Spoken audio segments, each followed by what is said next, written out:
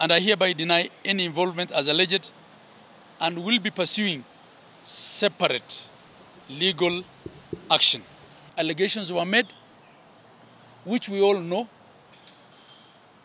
are false and laughable, that the governor can, what cell does governor run privately or in public for opposing a budget? Budget requires a simple majority. That particular budget was passed by 36 members. And by the way, whenever you see scuffles in assemblies, it's caused by those who don't have the numbers. But that is for the speaker, the majority leader, and the minority leader. It's not for the executive. The executive has to work the system through the majority to pass their budget. I honestly believe that the allegations were scripted by an unknown political actor in Wajir who has consistently fought me throughout my political career, but is not courageous enough to come out himself. Security is a national function, and I do not direct or interfere with security-related investigations. The only difference that the Honorable MCA alleges between me and him is that of the budget estimates for the financial year 2024-2025, where 9 out of the 45 MCAs opposed, while 36 supported. In a democracy, they say the minority has their say, but the majority have their way. Why were the other 8 members who opposed the estimates not targeted? The release of Honorable Yusuf Ahmed was a relief to me, and we thank the Almighty Allah for keeping him safe. I condemn enforced disappearances of persons and urge the national government, vested with a security function, to prioritize and provide answers to the people of Kenya. I will never, can never harm anybody for politics. Never. I have had a life before politics. I will have one after politics.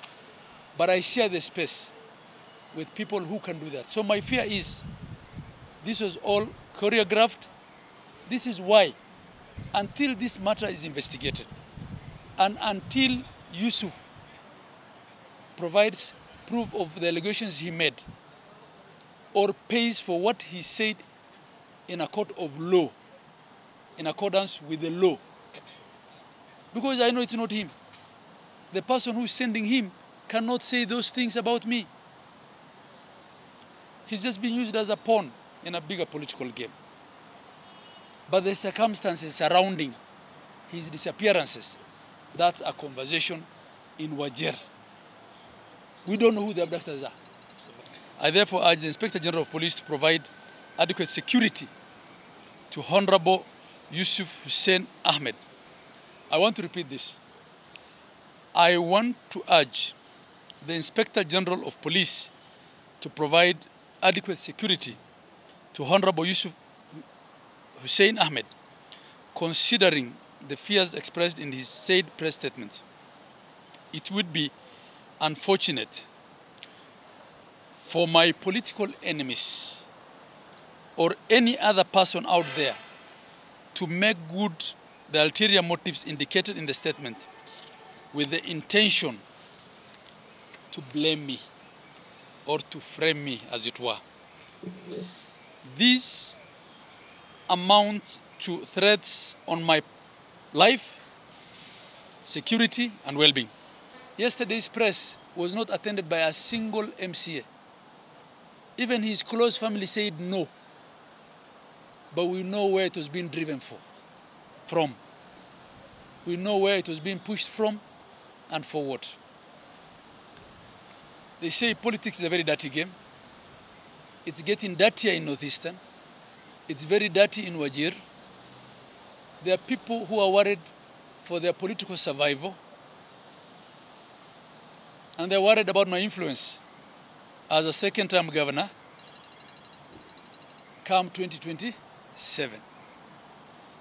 So what they're trying to do is to drive some political capital out of the unfortunate situation of Yusuf. Furthermore, I wish to assure the public that the allegations are without lawful basis. Let Honorable Yusuf Ahmed also provide evidence and information relating to these allegations to the investigative agencies. I wish to further acknowledge the nature of our politics in Wajir County, the role of the 2027 succession politics, and the possible connection of these allegations against me.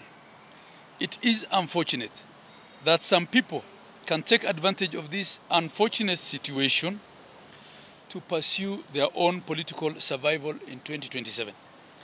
I remain committed to the pursuit of peace, justice, and adherence to the rule of law. We don't believe the statement issued yesterday were the words of Honorable Yusuf.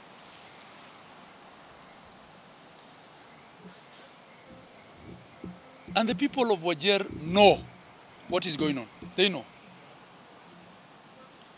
That statement was just meant to malign me in Nairobi. Especially now that I'm chair of Council of Governors. And a few people who didn't know me before are getting to know me by virtue of that position. So it was meant for national audience, just to malign me.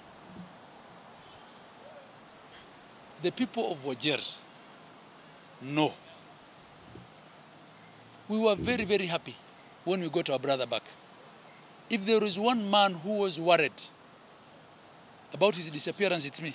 The allegations made in the statement coming from a leader who should know better are speculative, unfortunate, false, misleading, and meant to stir emotions among the people of Wajir. While we may not know the alleged abductors, the Honorable MCA is making misleading and false statements about the circumstances of his abduction. We feel for the MCA and the harrowing incident that he has gone through for 6 months. We also condemn his arrest and disappearance, and we are asking that that arrest and disappearance be investigated by relevant agencies. We have deliberated on his statement, and as a community, we feel that that was wrong.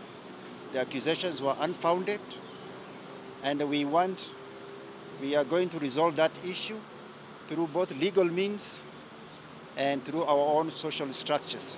Why would I take my brother through such suffering? Because of a budget process. There is more than meets the eye in this thing. And my sister, if you want to know the roughness of our politics, ask yourself, why did a constituency in Wajir hold elections a day after the rest of Kenya?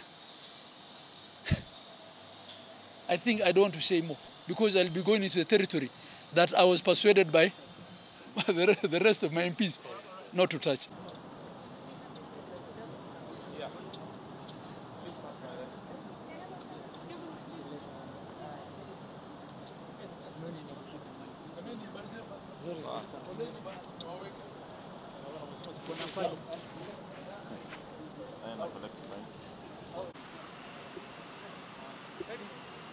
Okay.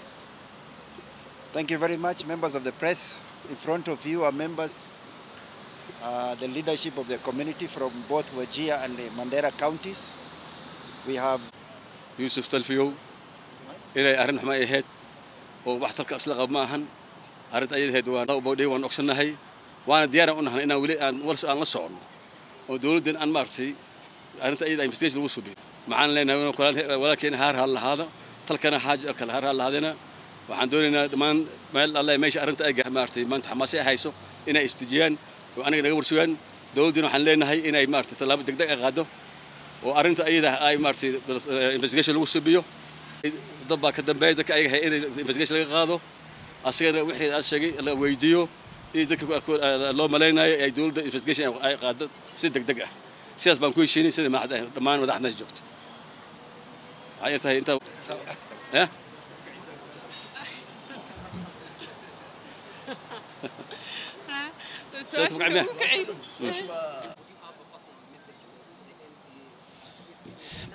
Yes.